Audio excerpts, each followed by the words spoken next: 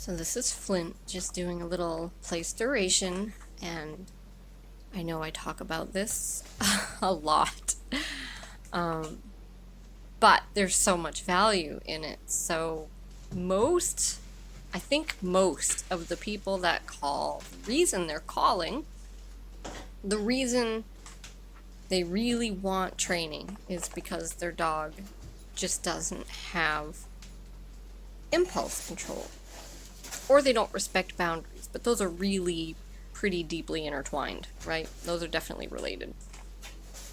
So we can teach obedience stuff all day long.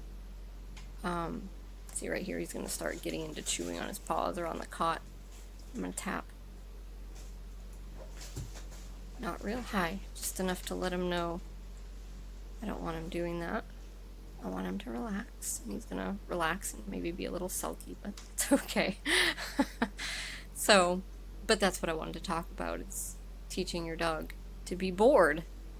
So I can teach a dog to sit or lay down or go to place, but there's no real value in them just doing that and then popping up and going, doing whatever they want. The value is when you actually make them stay there, right? They have to hold that position despite wanting to do other things, despite having the impulse to go do other things.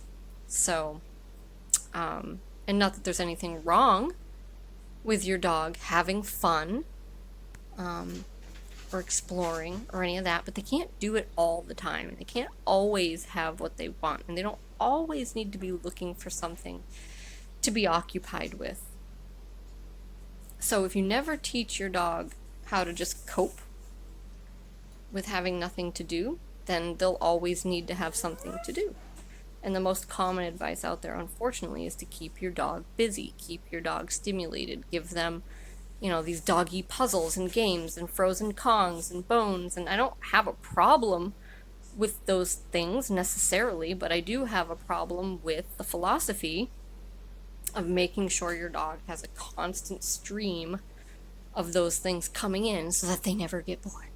Because then they'll never be able to be bored, and then those are the dogs that end up getting into stuff that they shouldn't and destroying your things and eating your books, or God forbid, chewing up the bottle of ibuprofen, and that doesn't end well. So teach your dog how to do nothing, and you gotta look for the small moments. So right here where he was nibbling on the cot, I tapped for that. And if he's hanging his head over the cot and he's getting into something on the floor, no, it's not that there's any harm necessarily in that, oh, he's sniffing the floor. I'm not trying to be militant, but I'm trying to teach him he doesn't have to. He can actually just lay down and hang out for a little bit. And then we'll go outside and we'll do something fun afterwards. But first I want him to spend some time just being bored. So it's not just teaching your dog how to sit, how to lay down, how to go to place, how to come, right? Most dogs know that stuff. They just don't do it unless they want to. And they don't hold it unless they have to. And that's what's missing with most of the human-dog relationships, is there's just no accountability for that stuff. And so the dogs never learn how to fight impulses because they've always just given in to them. And it's always worked out the way they wanted. So duration work is powerful, powerful stuff. Right here, he's going to try to get off. Try to sneak off, so no and tap, tap. And then if he doesn't lay back down, I'll ask him to. Good boy.